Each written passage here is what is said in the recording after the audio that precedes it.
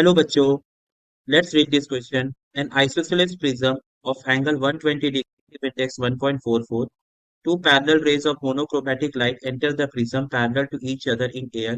As shown, the rays emerging from the opposite phase. Option A are parallel to each other. Option B are diverging. Option C make an angle 2 whole. Sine inverse 0.72 minus 30 degree with each other. Option D make an angle 2 whole. Sine inverse 0.72 with each other. Let us have the key concept for the given question. The key concept is पहला, मान लीजिए ये एक refracting surface है, एक ray of light एक striking. Now there is a normal, एक ray इधर बेंड हो गया. ये एंगल और इस एंगल को हम लोग बोलते हैं एंगल ऑफ इंसिडेंस. इस वाले एंगल को एंगल ऑफ इंसिडेंस और ये एंगल ऑफ रिफ्रैक्शन.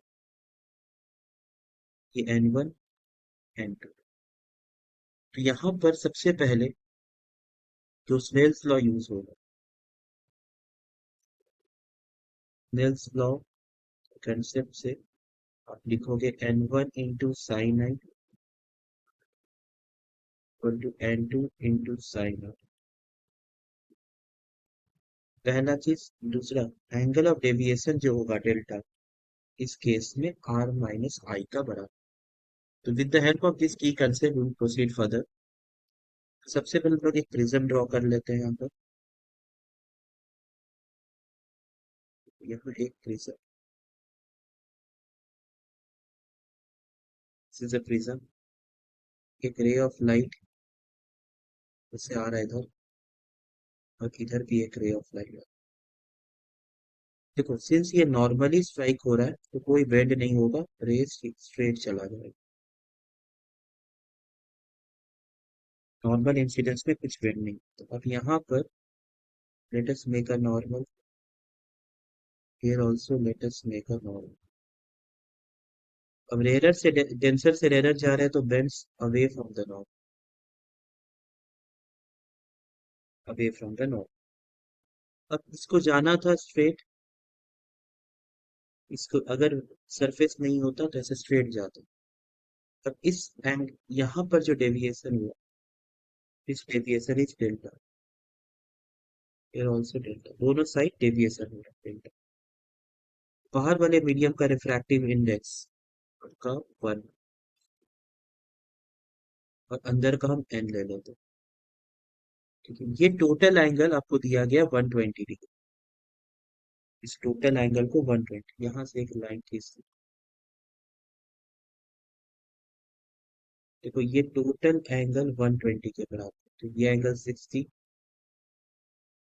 ये भी एंगल 60. अब देखो, ये अगर 60 है, ये 90 है, तो इसको 30 होना पड़ेगा. इधर भी इसको 30 होना.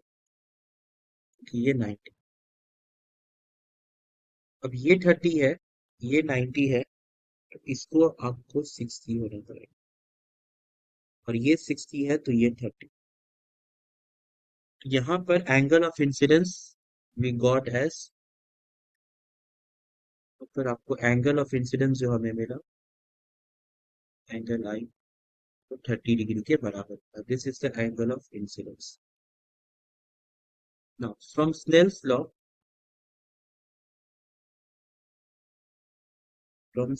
we can write n1 into sin I, n2 into sin R. अब n1 जो अंदर वाले का रिफ्रैक्टिव इंडेक्स है, n का value 1.44 sine 30 degree.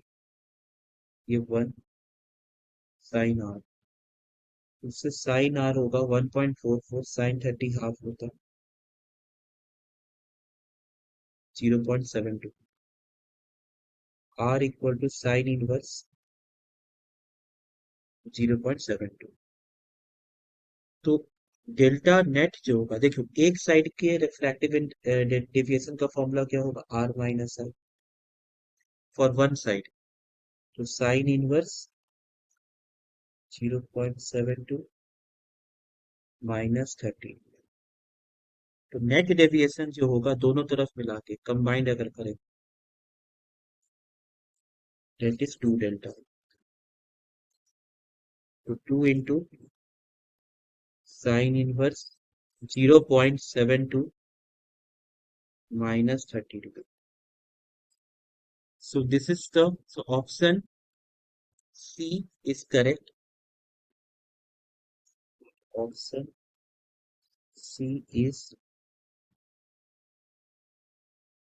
correct. So the final answer is option C.